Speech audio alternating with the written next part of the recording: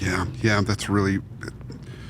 So I think one of the challenges for leaders, particularly when they're in executive roles like yourself, and they've got to kind of manage some of the news that's out in the world, is, there's no right answer to this, I don't think. So this frees you up in this.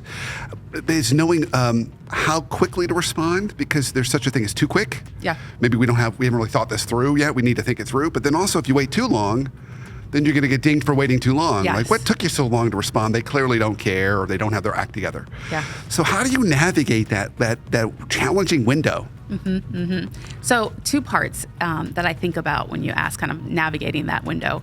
One, I think my background in audit actually helps me, because I'm very thorough and I like to cross all T's and dot all I's. And so just being prepared with that information before the requests come in really helps me. So it's almost like you have this library of knowledge in your head. So as requests come in, you kind of already know the talking points and the themes. The other piece is relationship building. And so having that time to proactively build relationships well before you need them internally and externally. So that way when questions come in, I know who to go to clarify and confirm. But also building those relationships externally, because if a question comes in, I have that relationship where that investor, that analyst, or that media outlet will be patient and let me do the due diligence and get back to them. Yeah. And I think that really has helped, because a lot of times I will get a preview of what a story will say. I'll get a preview of what an analyst note will say, and they say, hey, this is what we're going to publish. Did we capture things correctly? And that all goes back to relationship building. Yeah.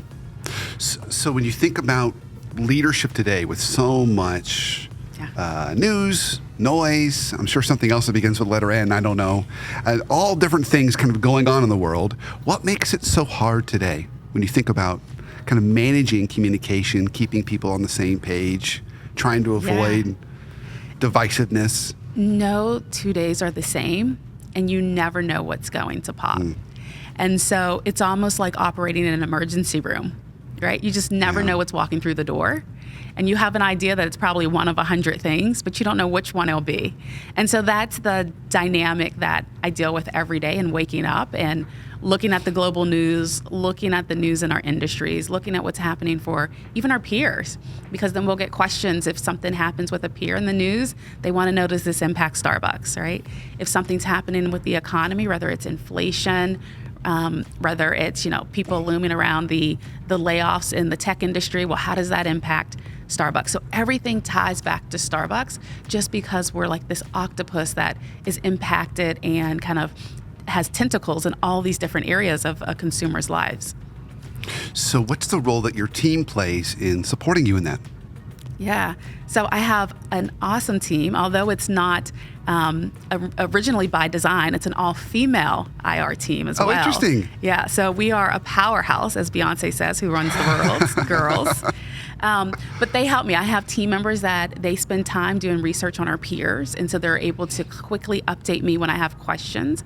I have others that spend time kind of making sure they understand the industry of what's happening kind of with inflation and interest rates and things of that nature. And then I have others that are preparing kind of business analysis on Starbucks for me. So at any time, if I have a question about our Star Rewards or our app or our technology enablement, that they're very versed in that too. So it's really, I'm a matter of being successful because I have the team under me that is very successful, very knowledgeable, and very skilled. I figured you would need a team in the role that you're in, because you talk about needing to be up to date on all this information. Yes. And then you said earlier, you're basically on calls or meetings or interacting and building those relationships all day long. So when does the research come in? That wonderful team. Yes. So what is the thing that's most exciting about working at Starbucks? Ooh, the most exciting thing, the culture, for sure. It is very much like a mom and pop company that just happens to be Fortune 500. And so it has a family-oriented culture feel.